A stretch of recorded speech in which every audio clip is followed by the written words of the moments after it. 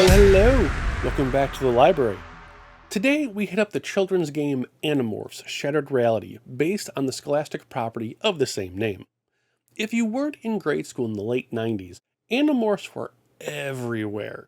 Over 50 published books, a TV series, the video game, and whatever other marketing they could get their hands on dominated the toy shelves. Even the Transformers got involved, with the Animorphs snagging a subline in the Beast Wars toy series. They were totally normal, like how these three completely human-looking humans somehow morphed into one dinosaur. Kill me. The universe focuses on 5 humans: Jake, Marco, Cassie, Rachel, and Tobias, the latter who we'll deal with later. These young heroes and heroines befriend Axe, an Endolite, who comes from an alien race that resembles centaurs. With their combined strength, the team becomes a force of good to stave off an alien race known as the Yeerks. The Yeerks are led by a big baddie named Visser 3. Turns out Mr. 3 has a sneaky way to take over human beings and make them his slaves. It involves letting a smaller creature crawl inside your orifices. Here in Shattered Reality, a continuum crystal has been broken into pieces thanks to Visser being a goober. Players will need to jump through a variety of levels to retrieve all of the shattered pieces. There's just one problem. Literally none of that matters with the PlayStation game. The only clue that you know this is an Animorphs game is that you occasionally become an animal and beat up a Yeerk. Admittedly, even if you strip off the branding, the game is a fairly fun platformer with some flying stages sprinkled in. Let's talk about the positives first. You choose from Jake, Marco, Cassie, or Rachel. Each character turns into their own animal, which comes equipped with the same one-swipe animation. Their differences are more subtle in strength and speed. The bear is the strongest in swipes, but the wolf is really fast. In the larger picture, none of it really matters, but the end fight flips that concept. What makes Animorph fun is that you're allowed to just play. Enemy encounters are separate from the level's constant platformer aesthetic. Developer Singletrack, yes, that one, understood the core audience and gave them a trail of collectible coins to follow, with the typical 100 along for an extra life. Extra life coins are also dropped in around stages, giving the player a rare sense of security in their adventures. There's just enough currency lying around to provide an ample buffer between the player and the game over screen. A fact marred by the realization mid-game that they'll need all of those extra lives to make up for some rage-inducing technical problems, discussed further on. Back to the positivity. Shattered Reality's set pieces are really well done. From the starting underground romp, to the tree-filled forest, to the subway tunnel and beyond, the creativity in the stage design and layout is shockingly inspiring for what is essentially a throwaway retail product.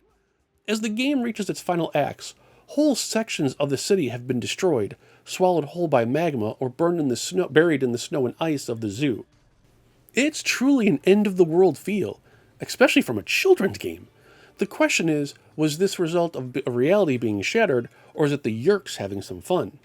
The world may never know. I was also surprised by the music. The sound department outdid themselves when it came to the soundtrack. The biggest shock comes when you're morphed into a dragonfly and must haul ass through a swamp. This banger of a song comes on and it shines brightly on an already well-lit track assortment.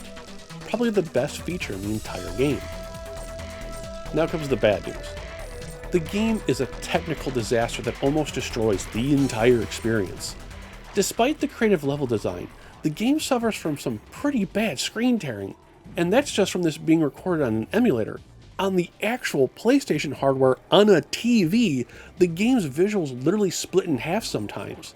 The spiked ice area in the zoo particularly stands out as a major headache plan. Worse still are the physics and the clipping. As an unironic standard feature, your jump can be slightly controlled by how long you press the jump button. However, randomly, the jump will either abruptly stop or worse, send you flying across the level by a few feet. Compounding this oddity is that the clipping of the stage parts can be completely random. A cliff edge or floating platform you know you nailed on the prior jump now sees you pass through it on the second go-around.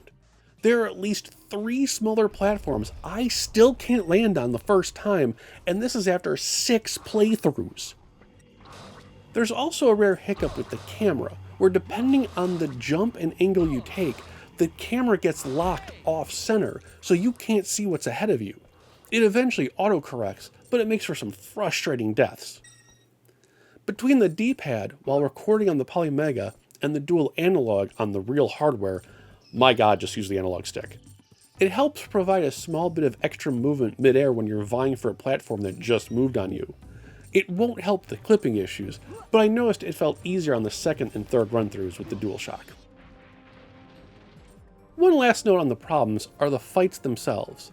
While you only have one attack, the enemies usually have two, and occasionally three. There's no priority in who gets the advantage should you each throw down at the same moment.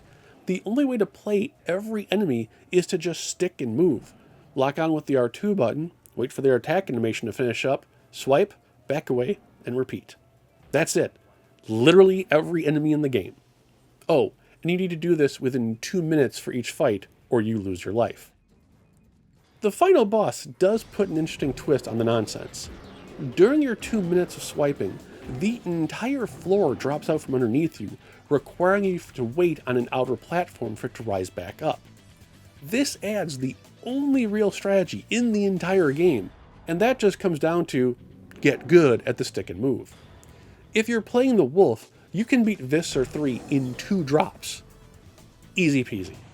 The ending credits roll, hilariously ignoring all the end of the world destruction you witnessed during gameplay. Everything is just unshattered, like that. So after all this, one last question remains. What the hell happened to Tobias? Despite being on the cover, in the opening and the closing movie as his eagle form, he's mysteriously absent from the game. They don't even list him in the manual. In doing research for the review, he has one of the most tragic stories in the series, including being stuck in his eagle form. Curiously, if you use a GameShark Pro's hex editor and search through names, where his slot probably should be is just listed as nobody. But further doomscrolling reveals file names that make it appear as if he should be unlockable, along with what should be a test character. It makes me wonder if he was either cut for time, or they realized they couldn't work an airborne creature into the enemy encounters. This is still being researched from a Project Up one angle, but so far beating the game with every character hasn't done anything. On the library review scale, Animorphs Shattered Reality is an upsetting 4 out of 10. The core gameplay is there, and the difficulty angle would have been almost perfect for the target demographic.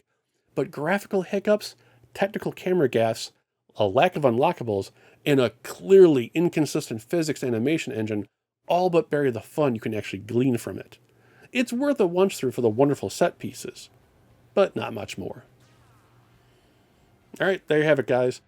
Honestly, I know this game got shit on a lot in the original day, but if you could ignore all the hiccups, the platforming was really fun. Like there's one of the last stages you play is essentially a giant, just torn apart city street where active construction cranes become part of your platforms. Then you have to jump over like fire pits and magma's coming up, and it was so cool, but it was also so plain. Like, you just have to play it to check it out. As I said, though, we are still researching Tobias to see if he's in there, aside from anything else. As always, questions and comments down below. Did you ever play the game? Did you like the Animorphs? Did you collect the Beast Wars toys? Let me know in the comments section. As always, take care, be safe. I will see you next episode and on our Discord. Take care.